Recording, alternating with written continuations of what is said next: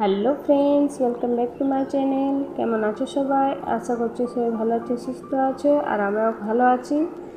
চলো, এখন হচ্ছে 11:30 বাজে। আমি এখন থেকে ব্লগটা শুরু করলাম। এখন করছি রান্নাবান্না, ওইদিকে ডাল ভাত হচ্ছে আমার। আর এই যে হচ্ছে কুমড়ো, এখন কুমড়ো দিয়ে আজ পোস্ত করবো, কুমড়ো আলু দিয়ে পোস্ত। চলো কীভাবে আমি পোস্ত করি সেটাই আজ তোমাদের সাথে আমি শেয়ার করব। চলো, প্রথমে কুমড়োটা আমি আগে কেটে নিই।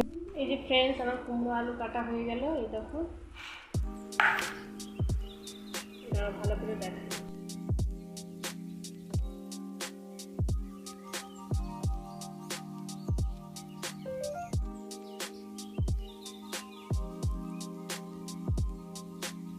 চলো ভালো করে এটা আগে ধুইলি জল দিয়ে, তারপরে আবার কেমনভাবে রান্না করছি সেটা তোমাদেরকে দেখাবো। চলো সাথে থাকো। এই দেখো ফ্রেন্ডস, কুমড়ো আলু দুটো থালের মধ্যে আলাদা আলাদা করে ধুয়ে নিয়েছি ভালো করে। এদিকে কড়াইটা বসিয়ে দিয়েছি, কড়াইয়ের মধ্যে দিয়ে দিলাম তেল। চলো তেলটা ভালো করে একটু গরম হোক, তারপরে দিয়ে দেবো তেলের মধ্যে একটু পাঁচফোড়ন দিয়ে দেবো। ওই দেখো একটু অল্প একটু দিয়ে দিলাম। এবার চলো কুমড়ো আলু এক এক করে দিয়ে দিই কড়াইয়ের মধ্যে। প্রথমে কুমড়োটা দিয়ে দিলাম, আলুটা দিয়ে দিলাম। এবার ভালো করে নাড়াচাড়া করে নেবো তেলটার সাথে। তারপরে ওইটার জন্য কুমড়ো আলুর জন্য নুন দিয়ে দেবো, যতটা পরিমাণ নুন লাগবে সেই রকম নুন। আর অল্প একটু হলুদ ছাড়া আমাদের বলে রান্না করতে নেই পোস্ত, তার জন্য অল্প একটু হলুদ দিই আমি পোস্ততে। দিয়ে পরে ভালো করে নুন হলুদ দিয়ে পরে ভালো করে ভেজে নিতে হবে। তারপরে ভালো করে ভেজে নিয়ে পরে একটুখানি ঢাকা দিয়ে দিতে হবে। কুমড়োর মধ্যে যে জলটা বেরোবে ওর মধ্যে ভালো করে ভাজা হয়ে যাবে।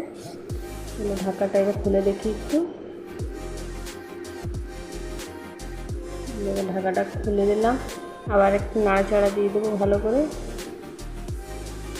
একটু ভালো করে ভেজে নিতে হবে, একটু লাল লাল ভাব করে ভেজে নিতে হবে। এটা আমার ভাজা হয়ে এসছে প্রায়, আর একটু ভাজলেই হয়ে যাবে।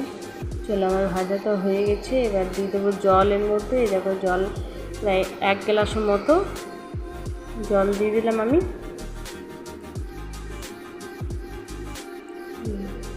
জল দেওয়া হয়ে গেছে, এবার ঢাকা দিয়ে দেবো সিদ্ধ হওয়ার জন্য। এই দেখো আমি তো কুমড়ো আলুটা ভালো করে ভেজে করে জল দিয়ে দিলাম। এরকম পোস্ত বের করে নিয়েছি। এবার পোস্তটা আমি ভালো করে ওই চিনি বেটে নেবো। আর ওর মধ্যে আবার 2টা লঙ্কা দেবো। এই দেখো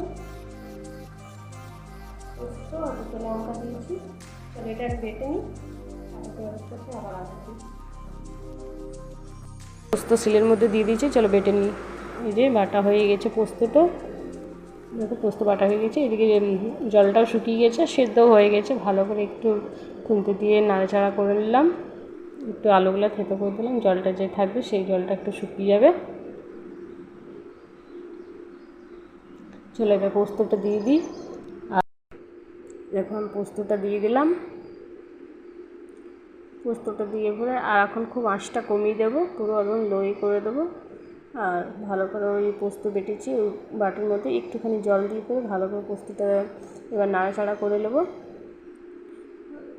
আর অল্প একটু করে আমি চিনি দিয়েছিলাম, তোমরা চাইলে একটু দিতে পারো চিনি, কারণ কুমড়ো তো একটু মিষ্টি মিষ্টি হলে বেশ ভালোই লাগবে। এবার ঢেলে নিই চলো। এই দেখো বাটির মধ্যে আমি ঢেলে নিলাম পোস্তটা।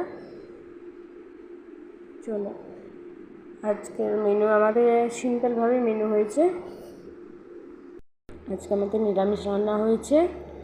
আর চলো এভাবে সিম্পলভাবেই কুমড়ো আলু পোস্ত করি আমি। আর যদি ঝিঙে আলু পোস্ত তোমরা দেখতে চাও, ঝিঙে আলু পোস্ত দেখাবো। তোমরা যদি দেখতে চাও তাহলে আমাকে কমেন্টে জানিও। টমেটো আলু পোস্ত, ঝিঙে পোস্ত, যে কোনো পোস্ত যদি তোমরা দেখতে চাও কীভাবে রান্না করি আমি, তো আমাকে কমেন্টে জানিও। তাহলে আমি আবার আলাদা একটা ব্লগে তোমাদেরকে দেখাবো। আর ভিডিওটি যদি ভালো লেগে থাকে তো প্লিজ লাইক কমেন্ট শেয়ার করো। তোমাদের কাছে এটা আমার অনুরোধ থাকছে, একটু আমাকে সাপোর্ট করো সবাই। আমার চ্যানেলটাকে সাবস্ক্রাইব করে দিও, পাশে থেকো আমার। যদি ভিডিওটা ভালো লেগে থাকে তো প্লিজ আবার একবার বলছি, চ্যানেলটাকে আমার সাবস্ক্রাইব করে দিও, আমার পাশে থেকো। আর লাইক কমেন্ট করার কিছু যদি ভুল বলে থাকি তো প্লিজ আমার কমেন্টে